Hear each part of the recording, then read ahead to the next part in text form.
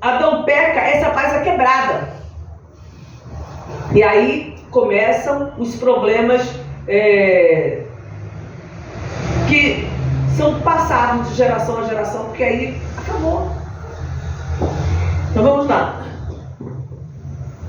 O homem, a primeira coisa que aconteceu quando a paz foi quebrada, quando você está sem paz, uma coisa você pode ter certeza, você também está com a tua comunhão com Deus balançada pelo menos.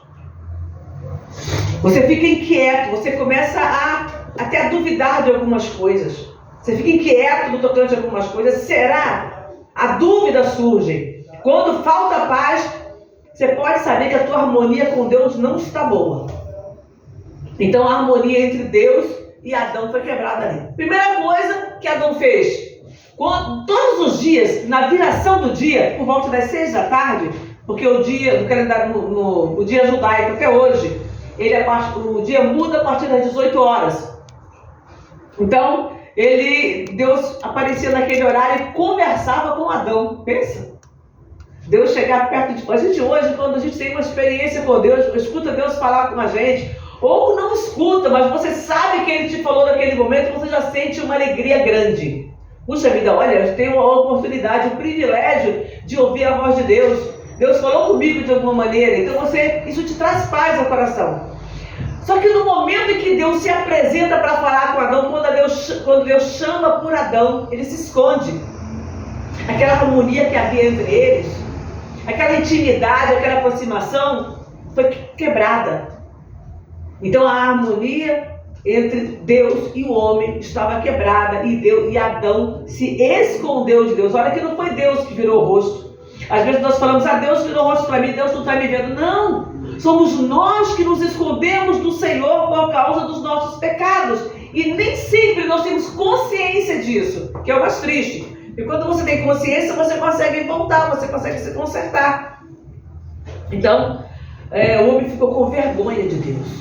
E ele se escondeu. No versículo 12, então disse Adão, ainda no capítulo 3 de Gênesis, então disse Adão, mulher que me destes por companheira, ela me deu da árvore e eu comi. No primeiro momento, quando Deus traz Eva e apresenta a Adão, ele diz assim, essa é agora osso dos meus ossos e carne da minha carne. Ele percebe que ela saiu dele e é uma com ele. Apesar de ter saído dele, de serem dois seres distintos, ele entende que ela é uma com ele. E aí, quando acontece o pecado, ele fala, olha, essa mulher que o Senhor me deu. Já a acusação está até para Deus também, o Senhor que me deu. Ela me deu e eu comi. Não deu nada com isso. Como se ele não tivesse recebido a ordem para não comer. E Deus falou com ele. A Bíblia diz que Deus falou com Adão. Mas aí já começa a inimizade dentro do lar. Aquela harmonia entre o casal foi quebrada. No versículo 15. E porém inimizade entre ti e a mulher, e entre a tua semente e a sua semente. Esta te ferirá a cabeça e tu lhe ferirás o calcanhar. Aqui a gente sabe que é uma predição do reino messiânico. Jesus haveria de vir, que era a semente da mulher, e ia pisar a cabeça da serpente. E que ela iria perseguir a mulher também. Mas, trazendo do lado prático ali, de momento, a inimizade entre o ser humano e os animais. O primeiro ato de inimizade entre o ser humano e os animais começa ali, no Éden.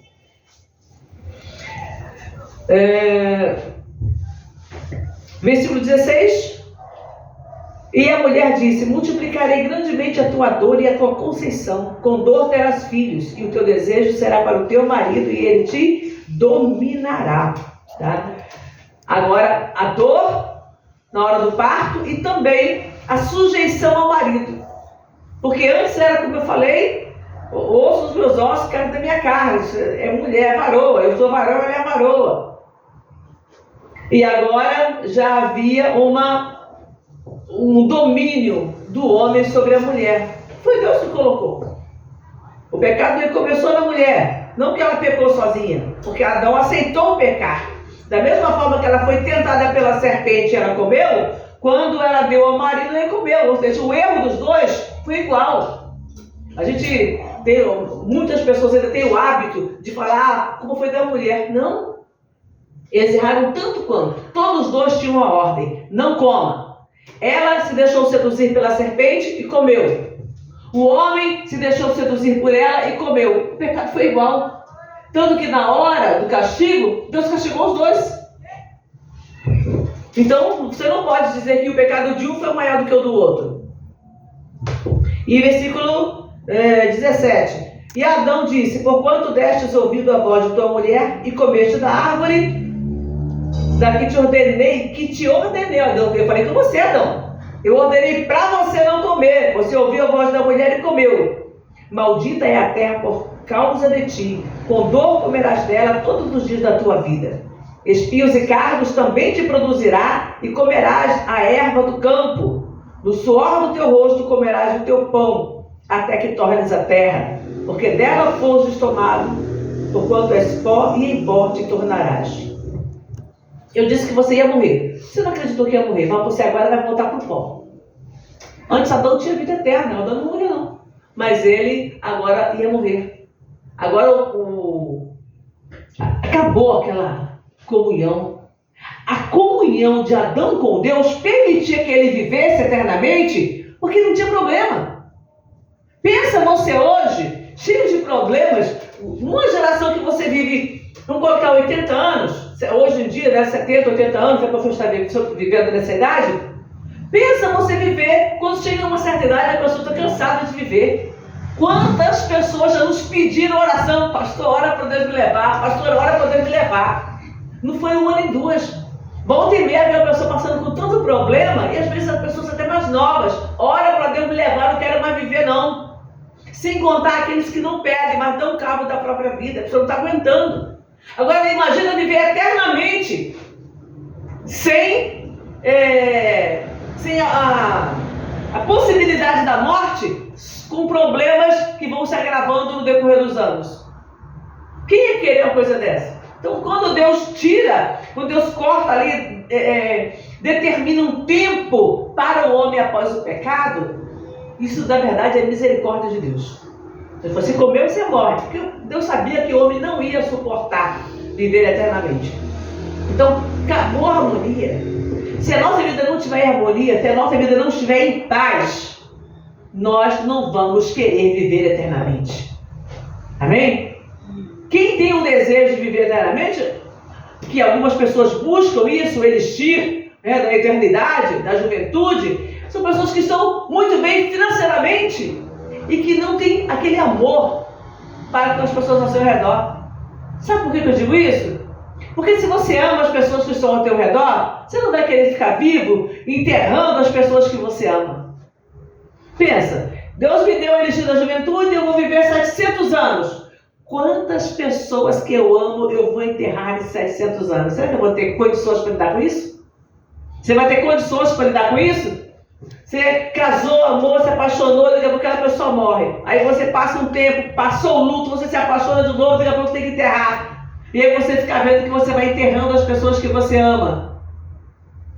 O que é isso? Então, se algum, na hipótese, inatingível, vou falar assim, de alguém conseguir o elixir da juventude. Que mesmo assim não seria para todos, seria alguma coisa. Mas não há essa possibilidade.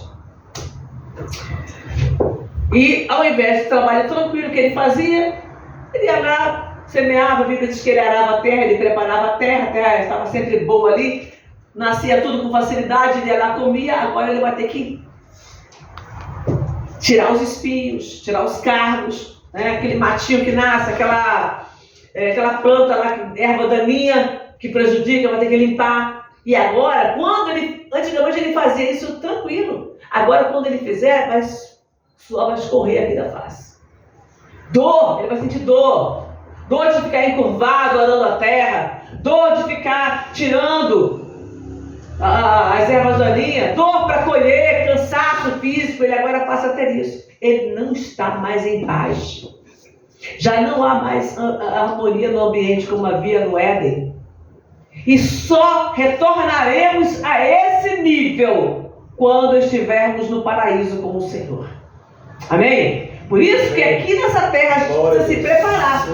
Porque eu só vou voltar a ter harmonia com Deus segundo a vontade do Senhor quando eu partir desta terra aqui, quando eu deixar esse corpo de pecado. Porque quando eu estiver nesse corpo eu estou sujeita ao pecado. Então quando eu ultrapassar essa barreira, vou estar lá no paraíso com Deus. Como Jesus fala na cruz, eu gosto muito dessa passagem. Ele fala para o ladrão que está ao lado dele que se arrependeu e que pediu: Senhor, lembra-te de mim. Aí ele fala: hoje mesmo você vai estar comigo no paraíso. Então o paraíso, ele existiu no Éden e nós vamos voltar para aí. Aí quando o homem peca, Deus expulsa o homem de lá, coloca lá uma espada flamejante, guardando o paraíso para que ninguém entre lá. Mas aqueles que morrerem em Cristo, eles vão poder adentrar o paraíso. Aleluia. Que coisa maravilhosa. Você ir para um lugar, lá eu não quero saber se eu vou conhecer, se eu não vou conhecer. Eu encontrando com Cristo lá e vivendo em harmonia com Deus, está de bom tamanho. Amém? É claro que a gente às vezes pensa: puxa, eu queria tanto estar com meu marido, com minhas filhas, com minha neta. Não! Com meus amigos que vão chegar. Não! Lá, você vai estar com Jesus e não vai precisar de mais nada. Foi Deus, tanto é que foi Deus que falou: não é bom que o homem esteja só, eu vou fazer para ele uma ajudadora. Porque o homem não percebeu que precisava. Sabia disso? E a Bíblia mostra isso, que o homem não sabia que ele precisava de uma mulher. Porque quando Deus fala: não é bom que o homem esteja só, eu vou fazer uma ajudadora que esteja diante dele, o que Deus faz? Ele não faz logo a mulher. Ele pega Adão e fala: Adão, olha aí os animais que estão aí. Dê nome a cada um deles. E aí Adão começa a dar nome. A onça, o leopardo, o leão. Só que para todos os animais havia uma companheira. E para Adão não havia nenhuma que lhe fosse idônea, que fosse semelhante a ele. E aí ele começa a perceber: peraí, não tinha percebido isso, que não havia essa maldade no coração dele, não havia desejos carnais em Adão. Ele estava no paraíso com Deus. Deus para ele era suficiente. E aí o Senhor manda que ele coloque o nome nos animais para que ele se aperceba que ele também precisaria de alguém semelhante a ele.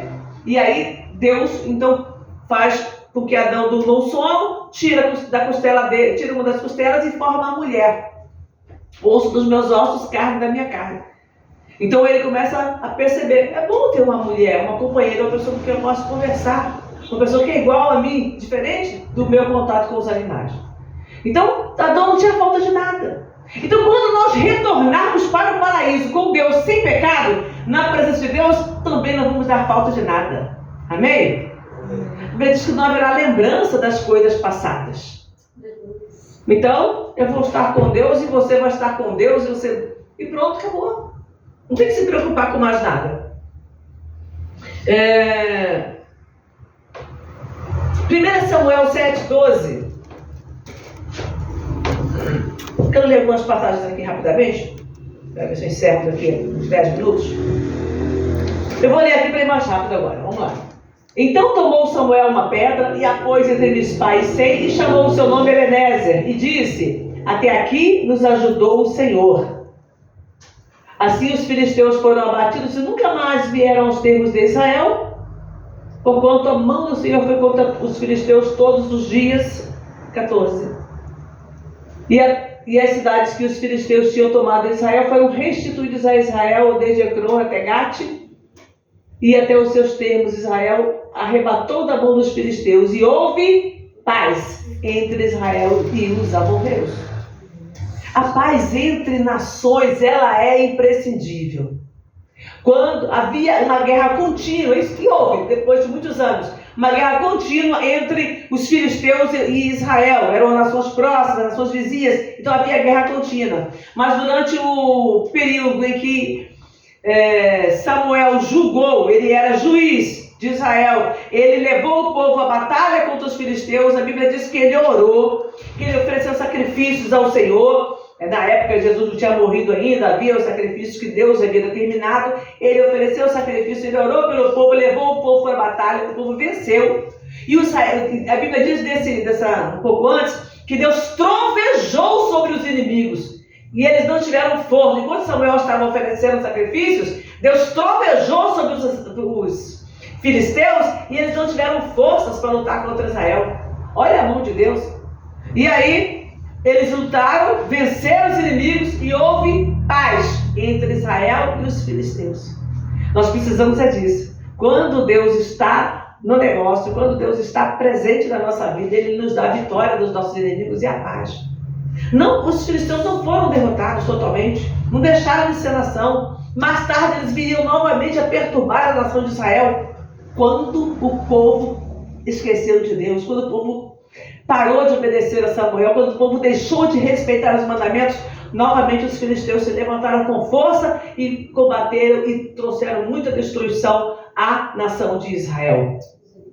Então, enquanto havia paz, enquanto o povo estava em paz com Deus e em obediência, houve paz.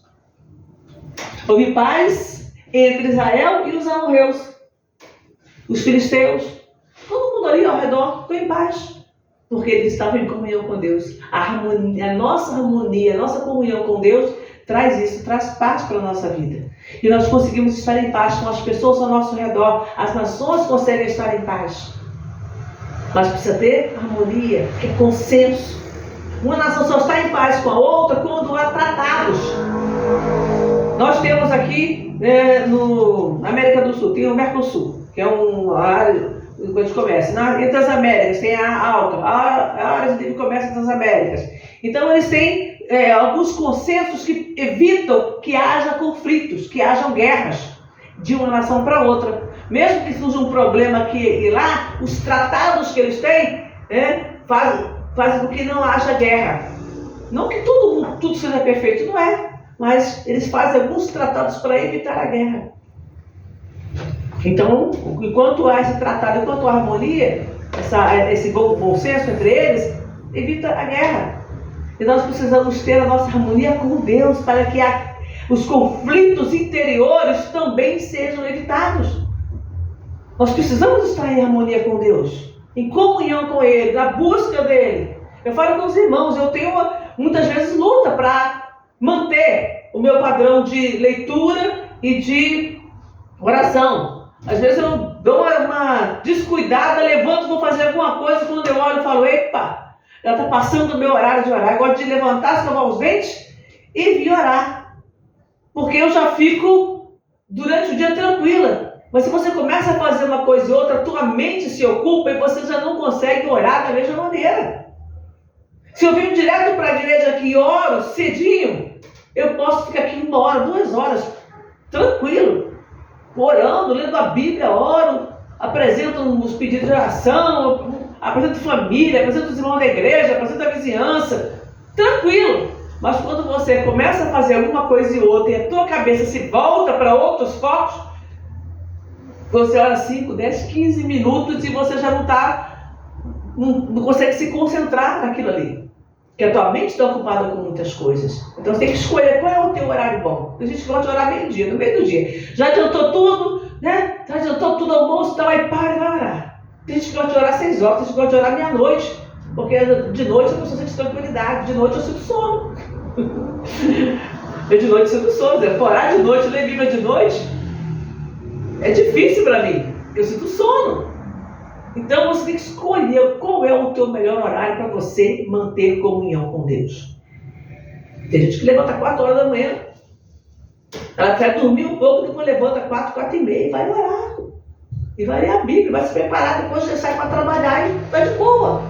Então você que tem que saber qual é o teu horário para você manter comunhão com Deus. Provérbios 17:1. Essa passagem aqui a gente não pode pular.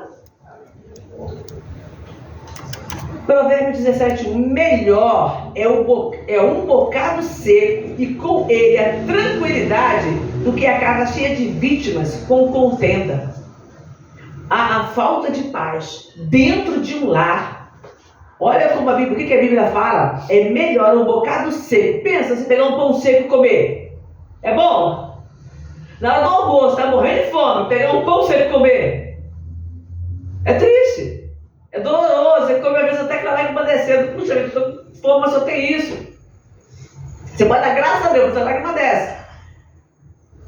Agora, é melhor você ter esse pão seco e ter tranquilidade, ter paz, do que você estar numa casa cheia de vítimas, cheia de contendas. Que também fala vítimas com contenda, né? Porque é vítima.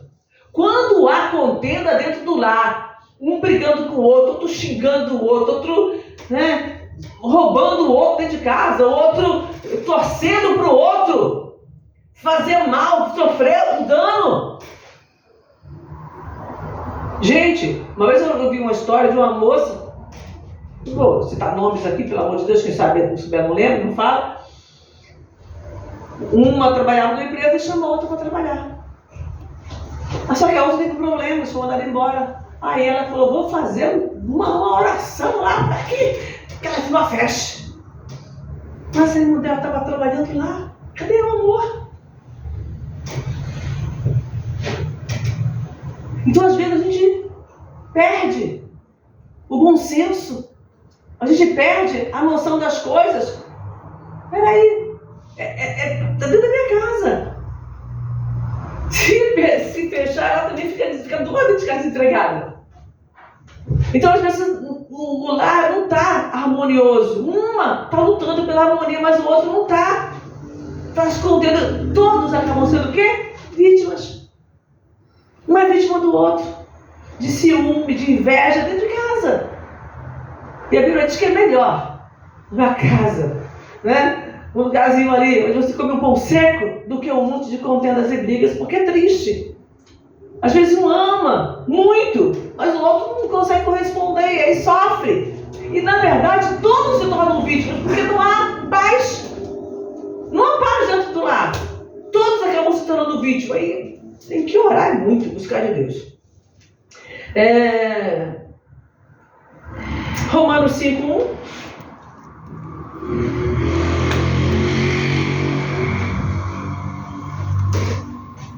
Sendo, pois, justificados pela fé, tem que ser o quê? Justificado pela fé. Eu não sou justa porque eu sou boazinha, porque eu não faço mal para ninguém, eu procuro não fazer o mal. Mas não é porque eu sou boazinha, é pela misericórdia de Deus na minha vida, pelo entendimento, pelo temor de Deus.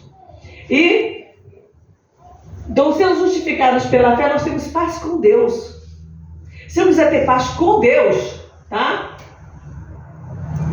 E essa paz é por nosso Senhor Jesus Cristo, eu tenho que ser justificada. Então, o que me justifica é a minha fé em Deus. Eu creio em Deus. Eu creio que eu sou uma pessoa lavada e remida no sangue do Cordeiro. Ainda dentro de um corpo de pecado, limitado, tenho que vigiar 24 horas por dia, até com os meus pensamentos, para que eu possa manter essa comunhão até o dia que o Senhor vier me buscar. Seja pela morte, pelo arrebatamento, o que for. Eu tenho que manter a minha comunhão com Deus. Mas para eu manter a minha comunhão com Deus, para eu manter o temor de Deus, eu preciso entender que eu fui justificada pela graça, pelo sangue de nosso Senhor Jesus Cristo. Aleluia. Precisamos viver em paz com todos. Você não vai achar que você, dentro da igreja, opa, entrei na igreja, pisei na igreja, agora é aleluia, glória a Deus, Pai Senhor, meu irmão, Pai Senhor, varão, Pai Senhor, varão, ô glória. E lá fora, esqueci de ser crente. Tem gente que é crente do portão para dentro. Passou, saiu do portão para fora, já sai cuspindo marimbondo, intentando mal amanhã, fulano lá no trabalho, até amanhã pronto com ele. Ele entrou na igreja, cultuou o Senhor, virou as costas, já está maquinando o mal que vai fazer. Não, quando eu cheguei em casa, se fulano falar, hoje vai ter. Porque eu sou crente, mas não sou bobo não. Que comunhão, que harmonia essa pessoa tem com Deus. Então nós precisamos viver em paz com todos. Hebreus, capítulo 12. Versículo 14, bota mais 2 e a gente já acaba. Segui a paz com... Não é isso mesmo? Segui a paz com todos e a santificação sem a qual ninguém verá o Senhor. Se eu não tiver paz com todos, não importa se o outro tem paz comigo, não importa o que o outro está fazendo, eu tenho que ter paz com todos. Porque se eu não tiver paz com todos, e se eu não for viver uma vida santa com todos, nenhum de nós vai conseguir ver a Deus. A gente quer ver o Senhor. Eu quero ter uma experiência com Deus. Já tive algumas e quero ter outras. Quem é aqui que não quer? Levanta a mão.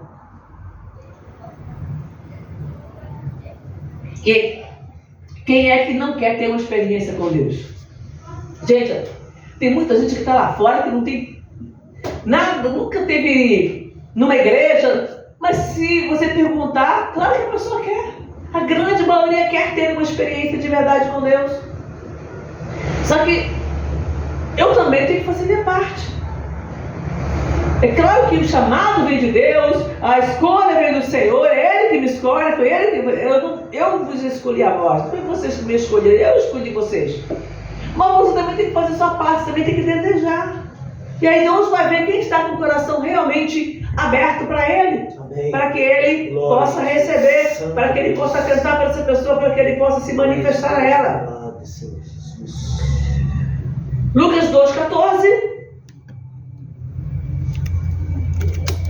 Olha só, mas esse depois Gálatas 5,22. Então Lucas 2,14 diz: sim, não.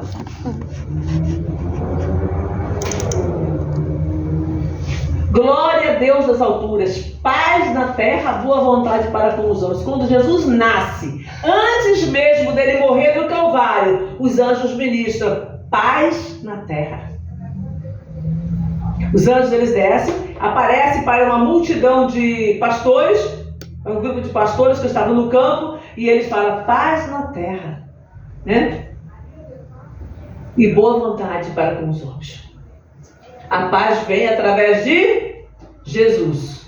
E como é que ela se manifesta a nós? Aí, Gálatas 5,22, nós vamos ver o fruto do Espírito. Quando o Espírito Santo passa a atuar na nossa vida, então você começa a desfrutar de paz. Mas só essa parte, não precisa nem conseguir falar isso não. Mas o fruto do Espírito é amor, gozo, paz, longanimidade. Vai vir outras coisas, mas só até aqui. O comecinho. O fruto do Espírito. Paz é fruto do Espírito. Então, você quer ter paz na tua vida? Você quer ter paz com Deus, paz com os homens? Busque a presença de Deus na sua vida. Se encha do Espírito de Deus. E aí, o Espírito produz em nós um fruto. E nesse fruto, você vai ter paz. E você estando em paz com Deus, você consegue ter paz com o teu próximo, você consegue ter paz com qualquer pessoa, independente do tipo de pessoa que ela é. Você está em paz. E a gente vê isso em algumas situações de pessoas que foram, de alguma maneira, sofreram barbaridade de alguém e conseguem ir lá, frente a frente, e perdoar aquela pessoa. Você já deve ter visto algumas histórias assim.